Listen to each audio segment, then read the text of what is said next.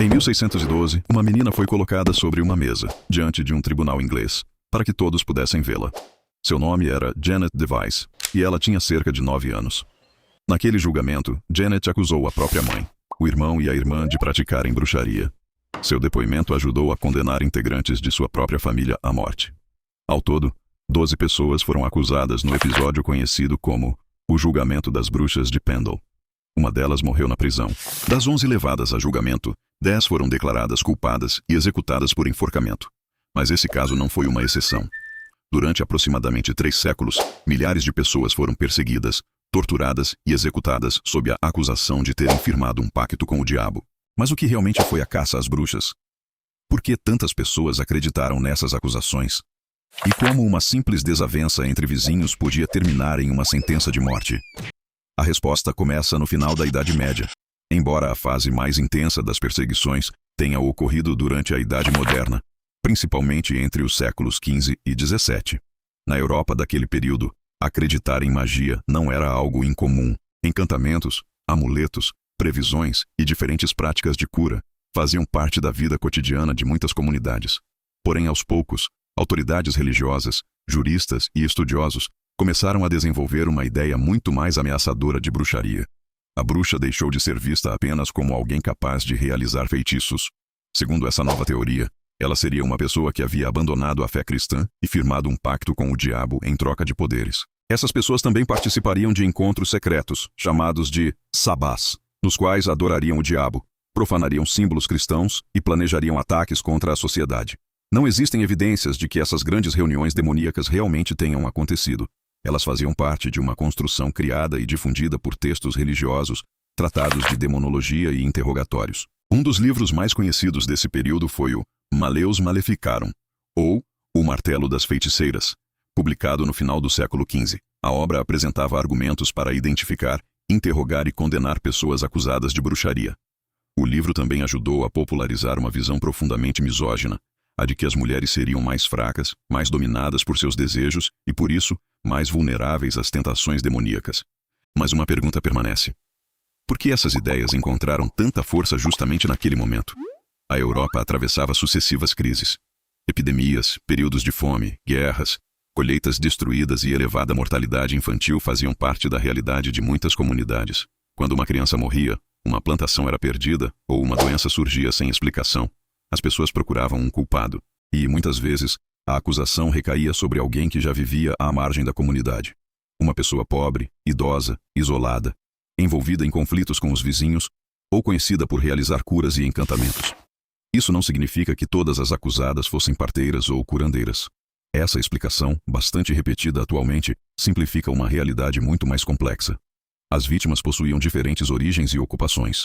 O elemento comum era outro. Qualquer pessoa considerada suspeita poderia ser transformada em uma ameaça sobrenatural. Imagine, por exemplo, que uma mulher discutisse com um vizinho. Dias depois, o animal dele adoecia. Em um mundo no qual a magia era considerada possível, a sequência poderia parecer uma vingança provocada por feitiçaria. Uma acusação gerava outra. Antigas brigas, mortes inexplicadas e desentendimentos familiares passavam a ser reinterpretados como provas de uma conspiração demoníaca. E aqui aparece um dos mecanismos mais perversos da caça às bruxas: a tortura. Os interrogadores frequentemente já possuíam uma história pronta. Queriam saber quando a acusada havia encontrado o diabo, quem estava presente no sabá e quais crimes ela havia cometido. O objetivo não era descobrir se aquela narrativa era verdadeira. Era obter uma confissão que confirmasse aquilo em que as autoridades já acreditavam. Sob dor extrema, muitas pessoas confessavam acontecimentos impossíveis. Diziam que haviam voado, participado de cerimônias demoníacas ou provocado tempestades. Mas a confissão individual raramente encerrava o processo. Como as autoridades acreditavam que as bruxas agiam em grupos, a pessoa interrogada precisava revelar o nome de suas supostas cúmplices. Para interromper a tortura, ela acusava vizinhos, amigos e familiares. Assim começava uma reação em cadeia. Uma acusação produzia várias prisões, que geravam novas confissões e ainda mais acusados. Entretanto, a perseguição não ocorreu com a mesma intensidade em toda a Europa. Em algumas regiões, tribunais locais usavam tortura com frequência e aceitavam denúncias frágeis. Nesses lugares, os julgamentos podiam se multiplicar rapidamente. Em outras localidades, autoridades centrais exigiam provas mais consistentes, limitavam a tortura ou anulavam condenações. Nesses casos, o número de execuções foi muito menor. Também é incorreto responsabilizar exclusivamente a Inquisição. Tribunais religiosos participaram de determinados processos, mas muitas perseguições foram conduzidas por autoridades civis. Tanto regiões católicas quanto protestantes realizaram julgamentos por bruxaria. As reformas religiosas agravaram o clima de tensão. Católicos e protestantes disputavam qual seria a verdadeira doutrina cristã, enquanto práticas consideradas desviantes passaram a ser observadas com maior desconfiança. A perseguição atingiu homens e mulheres, mas as mulheres foram a maioria das vítimas. As estimativas variam conforme os registros estudados, mas aproximadamente 3/4 das pessoas julgadas ou executadas eram mulheres. A misoginia presente na sociedade e nos tratados de demonologia ajudou a transformar mulheres, especialmente as mais vulneráveis, em alvos preferenciais. Atualmente, historiadores estimam que entre 40.000 e 60.000 pessoas foram executadas por bruxaria durante as grandes perseguições europeias. O número de acusados, presos, torturados, expulsos ou socialmente destruídos foi ainda maior. E existe outro mito importante: nem todas as vítimas foram queimadas. A forma de execução dependia das leis de cada região. Em partes da Europa continental, condenados foram queimados.